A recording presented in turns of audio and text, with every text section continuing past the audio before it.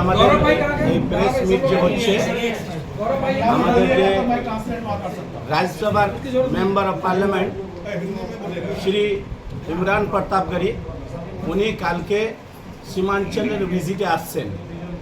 ওই উপলক্ষে আজকে আমাদের mister Minnat Rahmani Sahab national coordinator আছেন, তারপরে বিহারের মাইনরিটি ডিপার্টমেন্টের চেয়ারম্যান উনি আজকে প্রেস বার্তা করছেন যে কালকে যে উনি আসবেন, ওনার এই ভিজিটে কি শিডিউল আছে, কোথায় গ্র্যান্ড ওয়েলকাম হবে, এই উপলক্ষে আজকে আমরা এই প্রেস মিটটা করছি কংগ্রেস পার্টি অফিসে ইসলামপুর ব্লক কংগ্রেসের পক্ষ থেকে।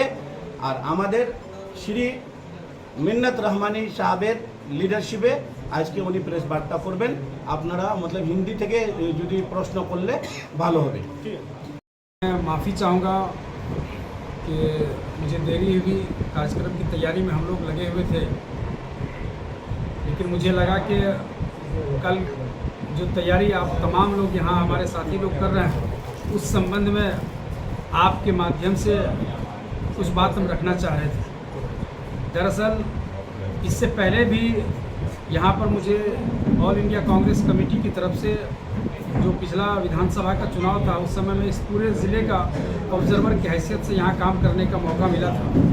तो जो खुशबू और मोहब्बत मुझे पूरे इस्लामपुर से लेकर पूरे उत्तर दिनाजपुर में देखने को मिली, तो मुझे लगा कि जब भी मुझे मौका मिलेगा, मैं इस इलाके में मेरा जब भी आना होगा, मैं आप लोगों से बगैर मिले हुए नहीं जा सकता, क्योंकि आपकी मोहब्बत की एक ताकत है। आज आपके बीच में मैं जिस पर्पज़ से आया हूँ, सबसे पहले तो आपके माध्यम से देश के उन तमाम साथियों का, तमाम शुभचिंतकों का और ख़ास करके कर्नाटका की जनता का आभार प्रकट करते हैं कि जिन्होंने आज इस देश के अंदर में ये साबित कर दिया कि इस देश में जो आने वाला जो भी चुनाव होगा वो सिर्फ़ और सिर्फ मोहब्बत के पैगाम से होगा, भाईचारगी के साथ होगा, विकास के नाम पे होगा। और अगर कोई भी पार्टी, कोई भी राजनीतिक दल बांटने की कोशिश की जाएगी तो उसको मुंहतोड़ जवाब दिया जाएगा। दूसरी बात, उसी आपको याद होगा कि जो कर्नाटका का चुनाव हुआ, कर्नाटका के चुनाव से पहले जो हमारा नेता, जो हमारे आदरणीय श्री राहुल गांधी जी हैं, राहुल गांधी जी ने इस देश के अंदर एक नई मिसाल पैदा की और इस देश के अंदर में 4000 से ज़्यादा किलोमीटर की पैदल यात्रा उन्होंने भारत जोड़ो यात्रा के रूप में किया। और उसका नतीजा रहा, मुझे आज भी याद है कि कर्नाटका के अंदर जब 21 दिनों की लगभग पदयात्रा में थे, उस वक्त हम उनके साथ हजारों लोग चल रहे थे। साथ में हमारे all India Congress committee minority department के राष्ट्रीय अध्यक्ष माननीय राज्यसभा के सांसद इमरान प्रतापगढ़ी साहब लगातार उनके साथ कदम से कदम मिला करके चल रहे थे। और उसका परिणाम रहा कि उस पदयात्रा के बाद जो पहला चुनाव हुआ, वो चुनाव कर्नाटका ने दिखा दिया और वो कांग्रेस को ऐसा मैंडेट दिया कि पिछले 30 वर्षों में किसी भी राजनीतिक दल को इतना बड़ा मैंडेट नहीं मिला था जो कि इस बार कांग्रेस पार्टी को वहाँ की आवाम ने दिया है। उसी मैसेज को लेकर के, मोहब्बत भरा पैगाम को लेकर के, भारत जोड़ो संदेश को लेकर के हमारे बीच में कल 21 तारीख को हमारे कांग्रेस पार्टी के माइनॉरिटी डिपार्टमेंट के राष्ट्रीय अध्यक्ष माननीय राज्यसभा के सांसद इमरान प्रतापगढ़ी साहब बिहार आ रहे हैं। बिहार आने से पहले कि सबसे पहले वो बंगाल के इस पाक सरजमी पर जब वो कदम रखेंगे, तो मैं आप तमाम साथियों से अपील करता हूं कि तमाम लोग आकर के उस मोहब्बत के पैगाम के साथ साथ मैं आमंत्रण देने आया हूं इस इस्लामपुर की आवाम को और तमाम उत्तर दिनाजपुर के आवाम को कि आप आइए और उस मोहब्बत के पैगाम को आप लोग सुनें और भारत को जोड़ने का काम करें। मिन्नत रहमानी साहब कल जो 40 मिनट पे जब उनकी वहाँ लैंडिंग होगी, उसके बाद वहाँ से वो सीधा निकलेंगे। निकलने के बाद जब वो इस्लामपुर में आएंगे तो इस्लामपुर ब्लॉक कांग्रेस कमेटी, और चूँकि इस्लामपुर तो एक बड़ी तारीखी जगह रही है, यहाँ के तमाम लोग उनके मोहब्बत में, उनके लिए, पार्टी के लिए जो है रोड पे निकल करके, सड़कों पे आकर के उनका एक ग्रैंड वेलकम करने की तैयारी में ये लोग लगे हुए हैं। सम्मानित जो हमारे यहाँ के प्रखंड के अध्यक्ष हैं, जो इससे पहले विधानसभा के प्रत्याशी भी रहे, डॉक्टर सादिकुल इस्लाम साहब, ये और जो हमारे प्रखंड कमेटी के तमाम हमारे वरिष्ठ नेतागण हैं, इस ज़िले के जो और तमाम हमारे नेतागण हैं, उनका एक भव्य स्वागत करना चाहते हैं। तो निश्चित तौर पे आने वाला कल जो है वो एक इस्लामपुर के लिए एक अलग तारीख साबित करेगा। बंगाल से बिहार जाने का उद्देश्य क्या है?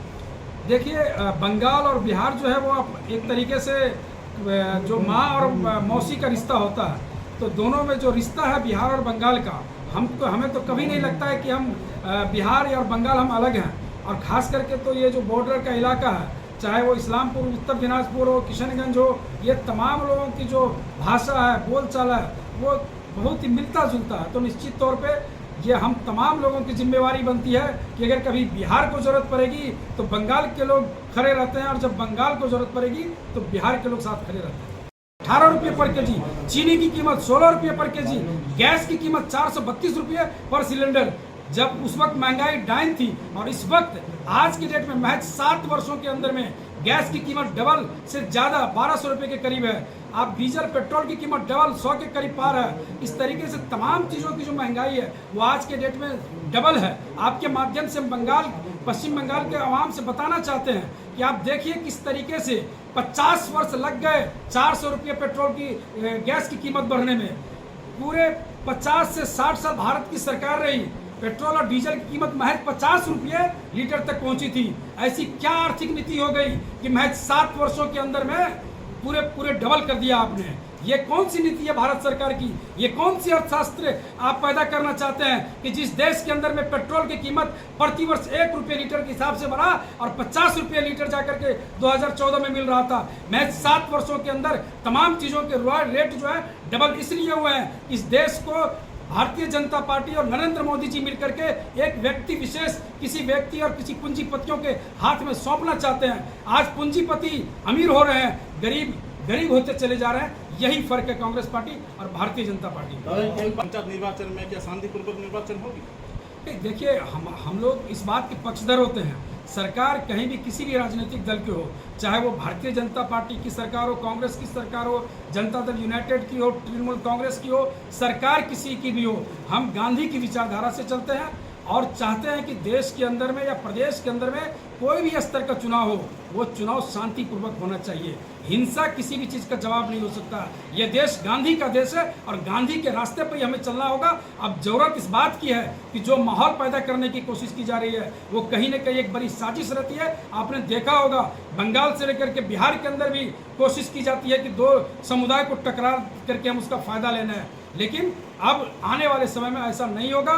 बंगाल की आवाम ने भी समझ लिया है कि हमें ये लड़ाना चाहते हैं, चुनाव के बहाने लड़ाना चाहते हैं, लेकिन आने वाले समय में हम उम्मीद करते हैं कि निश्चित तौर पे यहाँ का माहौल और बेहतर होकर के उभरेगा। कर रहे हैं इस विषय में आप क्या बोलेंगे? देखिए ये सवाल है कि आप भारतीय जनता पार्टी के खिलाफ हैं। अगर ममता दी हमारी भारतीय जनता पार्टी के खिलाफ हैं, देश के अंदर जितने भी लोग खिलाफ हैं, तेजस्वी जी से लेकर के नीतीश कुमार जी से लेकर के तमाम हमारे अभी DK शिव कुमार जी, इन तमाम लोगों के ऊपर में ये लोग इस तरीके से ED CBI को भेजते हैं, ऐसा लग रहा हो कि ये भारतीय जनता पार्टी का कहीं न कहीं एक विंग के जैसे काम कर रहा हो। हम भारत सरकार से आपके माध्यम से अपील करते हैं कि जो संस्थान हैं, जो डेमोक्रेटिक इंस्टीट्यूशन है, जो बड़ी मुश्किल से इस देश के पिछले जो प्रधानमंत्री सब थे, चाहे वो देश के हमारे राजीव गांधी जी रहे हों, इंदिरा गांधी जी रही हों, इन लोगों ने, पंडित नेहरू जी रहे हों, तमाम लोगों ने देश को सींचने का काम किया था। कम से कम जो डेमोक्रेटिक इंस्टीट्यूशन है हमारे, जो हमारे लोकतांत्रिक संस्थान हैं, उनको खतरे में ना करें, उनका गलत उपयोग ना करें। लेकिन ये भी एक सच्चाई है कि आज के डेट में वो कितना भी ED और CD और EBI CBI कर ले, उसका फर्क जो है हमारे तमाम विपक्ष के नेताओं जो एकजुट हैं, जो इस देश की तमाम तानाशाही सत्ता को खत्म करना चाहते हैं, उनके ऊपर इससे कोई फर्क नहीं पड़ने वाला। क्या लग रहा है कि ममता